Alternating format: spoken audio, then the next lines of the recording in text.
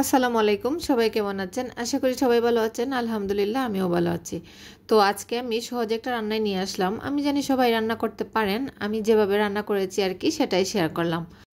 যাই হোক, আমি প্রথমে চুলায় একটা হাঁড়ি বসিয়ে তেল দিয়ে এর মাঝে পেঁয়াজ কুচি দিলাম। পেঁয়াজ কুচিটা নরম হওয়ার পর এর মাঝে আমি এক এক করে সব মশলাই দিয়ে দিচ্ছি। আমি পেঁয়াজ বাটা দিলাম, আর হলুদের গুঁড়ো দিয়েছি, মরিচের গুঁড়ো দিচ্ছি, ধনিয়ার গুঁড়ো দিচ্ছি আর কি। তো লবণটাও পরিমাণ মতো দিয়ে দিচ্ছি, একটু রসুন বাটা আর একটু আদা বাটাও দিয়েছি। তো লবণটা দেওয়ার পর আমি এখন মশলাগুলো খুব ভালোভাবে নাড়াচাড়া করে মিশিয়ে নিচ্ছি, যেন খুব ভালোভাবে মশলাগুলো মিশে যায়।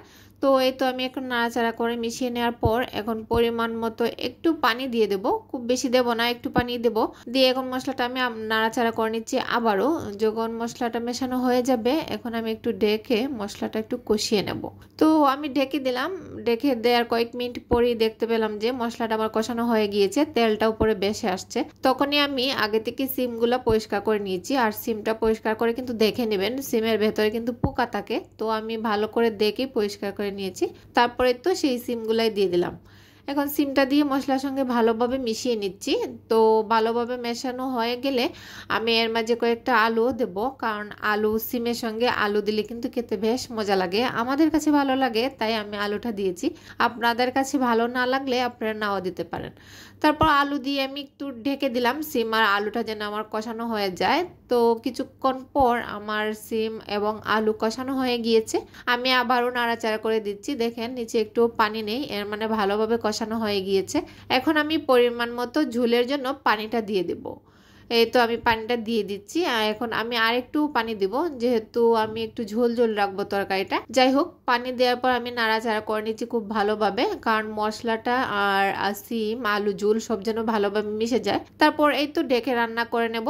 তো কিছুক্ষণ পর যখন আমার রান্নাটা প্রায় অর্ধেক হয়ে গিয়েছে, তখন আমি আগে থেকে মাছগুলো ভেজে রেখেছিলাম লবণ হলুদ দিয়ে মেখে, মরিচের গুঁড়ো দিয়ে মেখে মাছটা আমি ভেজে রেখেছিলাম। আর এই মাছটা ছিল হলো আর মাছ। তো সেই ভাজা মাছটাই আমি দিয়ে দিলাম, দিয়ে এই তো মাছটাকে একটু নাড়াচাড়া করে মিশিয়ে নিলাম সবজির সঙ্গে। তো কিছুক্ষণ পর আমি এখানে বেশ কয়েকটা টমেটোর ফালি দিয়ে দিচ্ছি।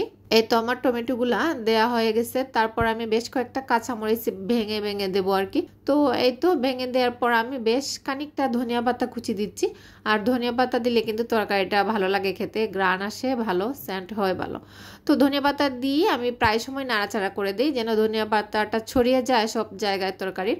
তো এখন ডেকে একটু সময় রান্না করে নিব আর কি। তো যাই হোক, বেশ কিছুক্ষণ পর দেখে নিলাম আমি আর একটু জল শুকাবো, তাই 2-1 মিনিটের জন্য আবারও ডেকে দিচ্ছি। তো আজকের রান্না আমার কমপ্লিট হয়ে গিয়েছে, দেখতে অনেক সুন্দর হয়েছে তাই না? মাশাআল্লাহ, খেতেও কিন্তু অনেক ভালো ছিল। আপনারা চাইলে এভাবে রান্না করতে পারেন।